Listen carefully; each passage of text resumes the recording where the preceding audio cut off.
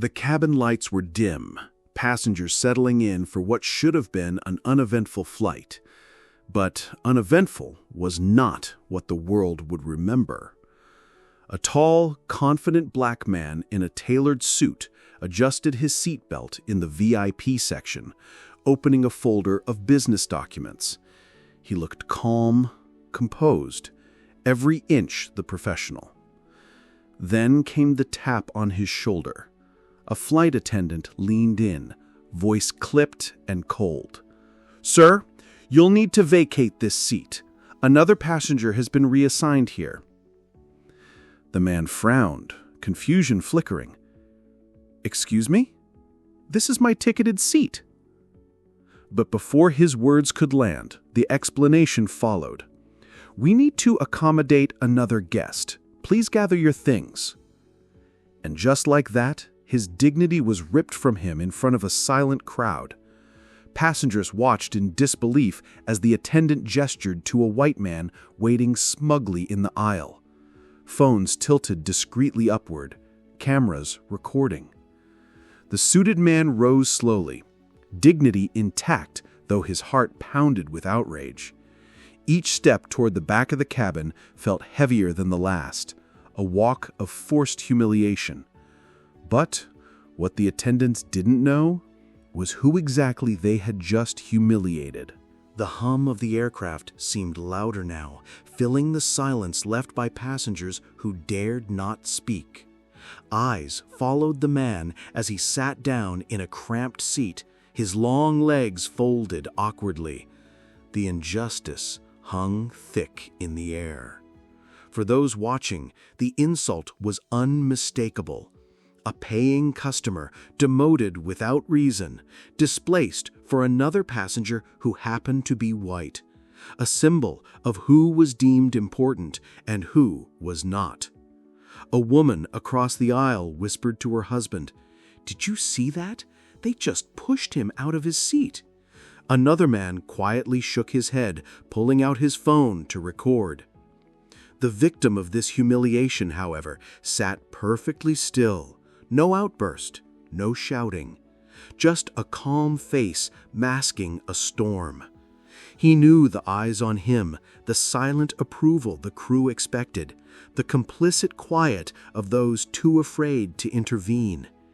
Yet the tension was building, unseen currents swirling through the cabin. The air itself seemed charged, as if the plane was carrying not just passengers, but a test of justice itself. And what was about to happen would change everything for everyone involved. But this was only the beginning, the moment before the storm. The flight attendant who ordered the CEO to move had been with the airline for years. To her colleagues, she was by the book, but her book had always tilted in one direction. She carried herself with a rigid pride, as though the uniform on her shoulders gave her power beyond the cabin. This wasn't her first display of selective enforcement.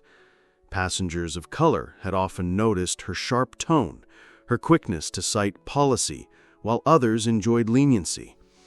Once, she had lectured a black mother for asking for an extra snack for her child, while moments later joking warmly with a white passenger over free wine refills. To the crew, she was untouchable, backed by years of seniority.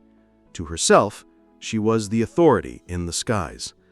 And in her mind, she had just exercised that authority once more, pushing a man from his rightful seat to elevate someone she considered more suitable for the VIP section. But arrogance carries a blind spot. She believed her decision would pass like so many others, unnoticed or unchallenged. What she didn't know was that this man was no ordinary passenger. What the oppressor didn't know was that their target was not powerless. The man who had been humiliated was no stranger to challenges. Born in a working-class neighborhood, he had climbed through every barrier society placed before him. Scholarships, late nights of study, relentless ambition, all fueled his rise. From humble beginnings, he had built his way into boardrooms where his voice carried weight. Now he was the CEO of a growing tech firm, employing hundreds, respected in his industry, admired by his peers. But none of that mattered to the attendant who saw only his skin before his humanity. He had endured slights before. The raised eyebrows when he walked into executive lounges, the double checks at security, the dismissive tone from service staff until they saw his title. Yet he carried himself with grace, never letting bitterness define him. This moment on the flight was different. This was not just about a seat, it was about dignity, about showing, once again, that no matter his achievements, he was still judged by prejudice. But this time, he would not remain silent. Years of resilience had prepared him for this very moment. And in this moment, the very strength he had built would become the oppressor's undoing. The white passenger now reclined comfortably in the stolen VIP seat, a smug smile playing on his lips. The flight attendant hovered proudly nearby, as though her actions had restored some imaginary order. Meanwhile, whispers spread through the cabin.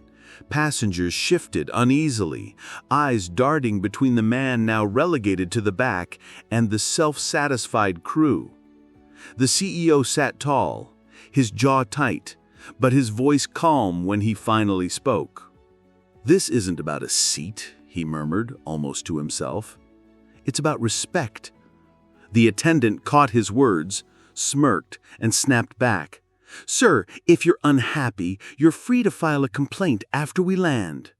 Her tone dripped with disdain, certain of her dominance. It was a moment designed to crush his spirit, to make the injustice final. And yet, instead of breaking him, it ignited something else, a choice, a decision. For the man in the suit was not just a passenger. He was a leader who commanded influence far beyond the cabin walls. His phone, resting quietly in his pocket, held the power to shake the very foundation of this airline. But just when it seemed the victim had no power left, a single phone call changed everything. The CEO reached calmly into his jacket and pulled out his phone. His fingers moved with quiet precision, dialing a number most in the cabin would never dream of having access to. The line rang once, then twice, before a familiar voice answered. "Hello? This is Marcus," he said evenly, though the air around him seemed to hold its breath. "I need you to know what just happened." The voice on the other end was not just any friend, not just any ally. It was a member of the airline's executive board, someone who had known Marcus for years, someone who understood the weight of his words. Passengers watched, curiosity now overtaking silence. The attendant sneered, whispering to a colleague, "He's calling to complain. Let him try." But then came the shift. Marcus's voice carried steady authority. "I was removed from my assigned VIP seat to accommodate another passenger solely because of the color of my skin. I need this addressed immediately." The line fell silent for a moment, then came the reply, "Stay where you are, this will be handled." 5 minutes later, chaos erupted. The intercom crackled to life, the captain's voice tight. "Ladies and gentlemen, we apologize for the disruption. Certain members of the crew will be deplaned effective immediately." Gasps filled the cabin as stunned attendants were escorted off, their smug expressions replaced by pale disbelief. Passengers leaned forward, whispering furiously. Phones lit up, tweets flying across the digital sky. "Black CEO kicked out of his seat. Crew just fired mid-flight. #Justice in the sky." For the first time, the balance of power had shifted. The oppressor's arrogance had collapsed under the weight of accountability. By the time the truth came out, the oppressor's fate was sealed. Within hours, the story spread like wildfire.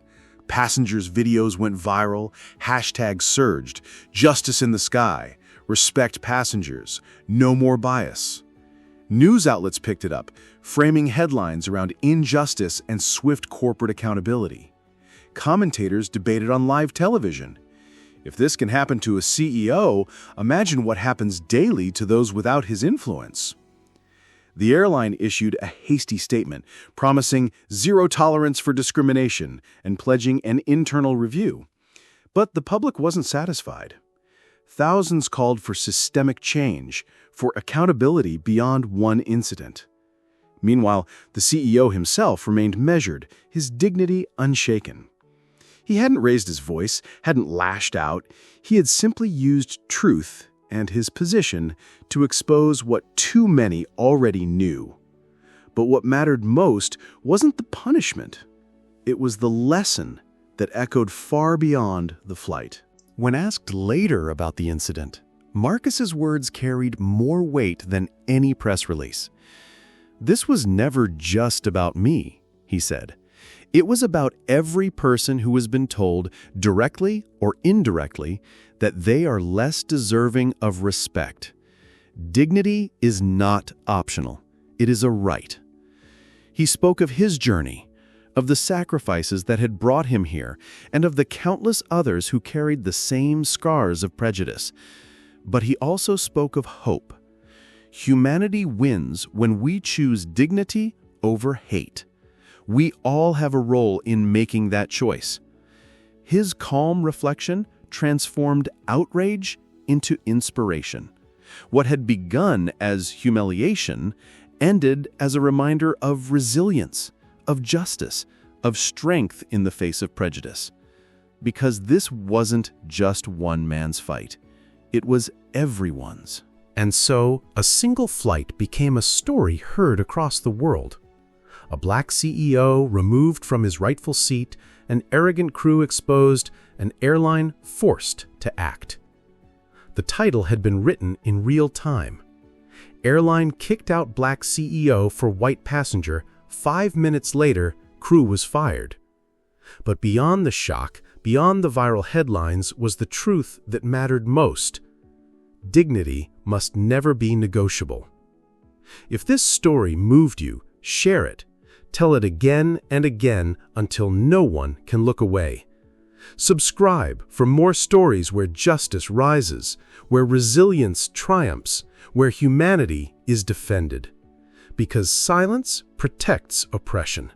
But when we raise our voices together, no injustice can stand unchallenged. This is not the end of one man's story.